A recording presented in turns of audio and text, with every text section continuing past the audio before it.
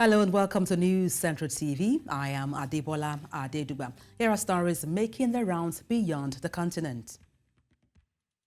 We begin the news in Europe, where Russia's President Vladimir Putin has landed in North Korea in a rare visit to the reclusive communist state as he seeks support from the leader Kim Jong Un in his war against Ukraine.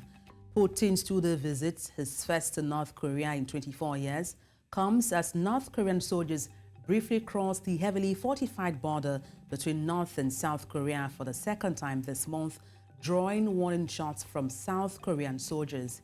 In a letter published on Tuesday, Putin expressed appreciation for North Korea's support in what he calls Russia's special military operation in Ukraine. He said he would in turn support North Korea's efforts to defend its interests in the face of what he called decades of U.S. economic pressure, provocation, blackmail, and military threats. And joining me on the news to talk about this is an international policy expert, Leonard Anyogo. Good evening, glad to have you join me. Good evening, thank you for having me. Now, how do you think Putin's visit to North Korea, amidst these ongoing conflicts, affects the war in Ukraine?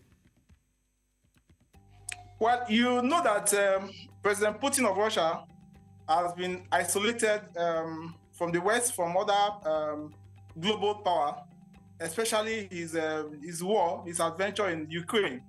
And so he's seeking a new partnership, and North Korea comes readily in hand for him to do that partnership.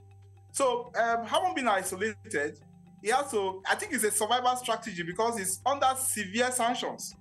And then, of course, you also recall that his assets, the Russian assets, are now being sold, and the interest thereof, up to 50 billion US dollars, is to be used to fund the Ukrainian defense forces. So he is seeking a new partnership, though he's been there. Historically, you know that Russia and the West have had those loggerheads. So I see this visit as a kind of survival strategy for the Russian Federation, being isolated from the international community. Now, you talked about, the visit being a survival strategy and also laid allegiance to the $50 billion, funds, for Russia frozen, in assets in the U.S. market. What are the potential implications of Putin's visit, for instance, on regional stability, considering North Korea's recent provocative actions at the border with South Korea?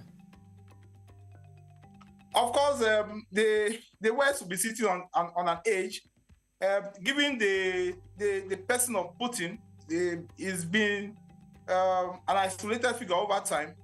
So the West is looking at that visit with very critical view, knowing that they won't allow that kind of partnership to come to any kind of fruition because the West feel threatened. Now, of course, you now know that, okay, after even that visit, there's even a plan for him to go to Vietnam. These are all those extremist countries, in quotes, if you want to define them as such, where they don't align with the Western ideology.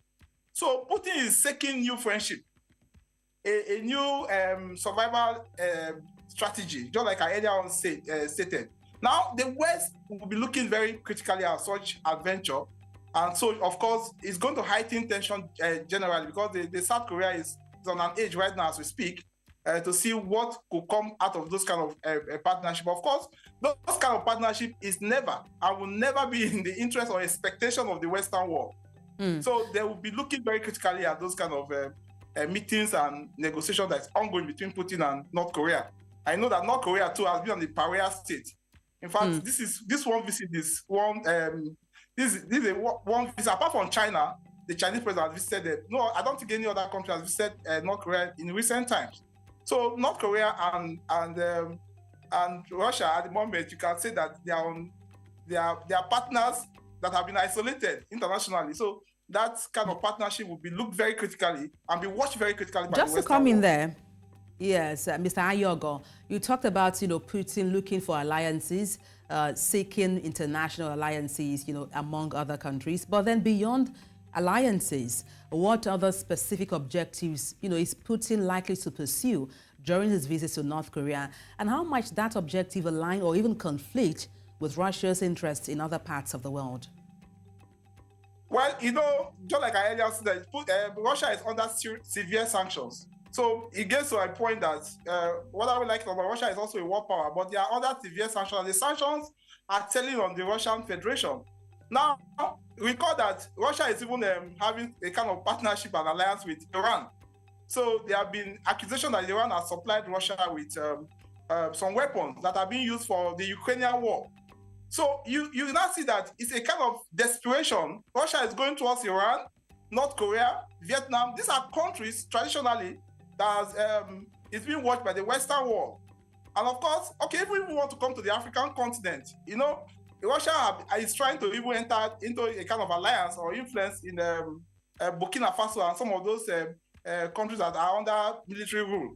You know, so these are issues that the Western world is watching keenly. Of course, globally, it's not being divided between Russia and the rest of the world. So now, just to chip in there, you know, in view of, you talked about Western community, I was just wondering, in view of Putin's visit, what should be the disposition of the international community in the light of this? Of course, already they have sanctions in place. Of course, I'm sure that they're going to increase those sanctions. And of course, be more alert. Of course, you know that in the NATO summit and the G7 summit recently, that said that, look, Ukraine should not be allowed to fall to Russian aggression. So these issues are issues that are on the top burner right now. I'm sure that the US president and the G7, other G7 leaders are not sleeping at all. And then, of course, NATO too. So it's a call for concern. And we are praying that this event that is happening very rapidly will not escalate into a very major world confrontation, because it's now being divided between the West and the Russian allies. And of course, you know, that is going to spark a lot of instability in the world. Then, of course, the one that interests us is even the Russian influence in the African continent. You know, some of these African countries are now tilting towards Russia for assistance, especially those countries under military regime. That is a call for concern. Definitely Russia can survive with some of these sanctions, but it's telling on them. And so they are even looking for allies in the African continent. You know, so these are issues that are challenging the security intelligence globally. Well, thank you so much for your time on the news. We do have our ears and eyes on the ground to see how things pan out. Hopefully things does not degenerate. Thank you so much for your time on the news. Leonard Anyogo, international policy expert. Thank you once again. It's my pleasure. Thank you for having me.